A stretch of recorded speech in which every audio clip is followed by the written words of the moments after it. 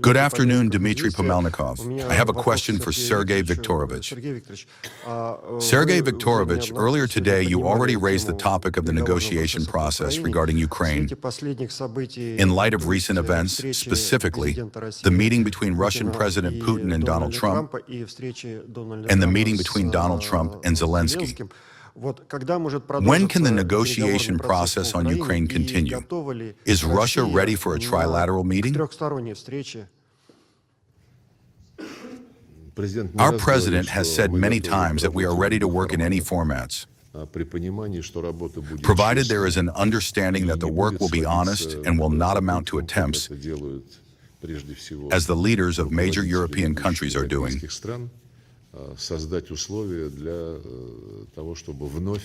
to create conditions for once again dragging the United States into their aggressive,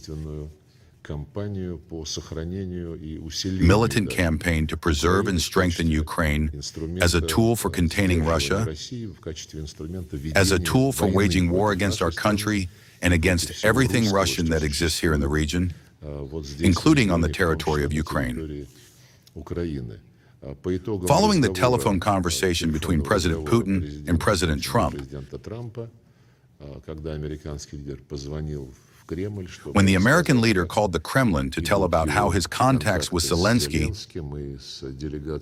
and with the delegation of European accompanying persons were going, a statement was made by a Kremlin representative which said that Putin confirmed his readiness to continue direct Russian-Ukrainian negotiations.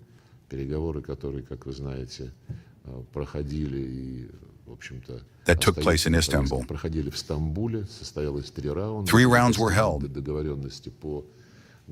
Agreements were reached on humanitarian issues, the exchange of prisoners, and the return of the bodies of deceased military personnel. At the last 3rd round, our negotiators proposed creating 3 working groups to more specifically consider agenda items on military, humanitarian, and political issues. So far, there has been no response from Ukraine, but following the telephone conversation with President Trump, our president made a proposal not only to continue these negotiations, but also to consider raising the level of the heads of the delegations. This aligns with our proposal, which I have just mentioned, that within the framework of this process,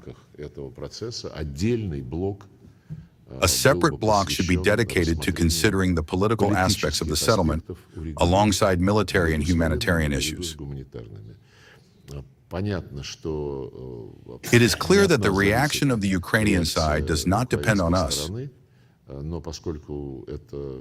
But since this idea was received positively by President Trump,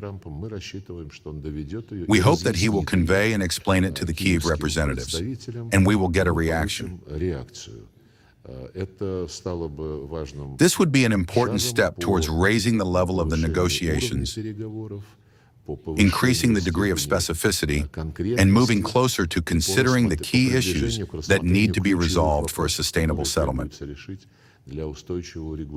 In all circumstances, as I have already said, we are ready for any formats.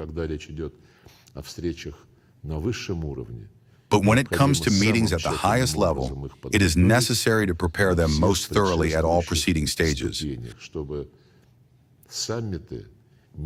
so that summits do not result in a worsening of the situation, but indeed put a final point in those negotiations, which we are ready to continue. Thank you very much.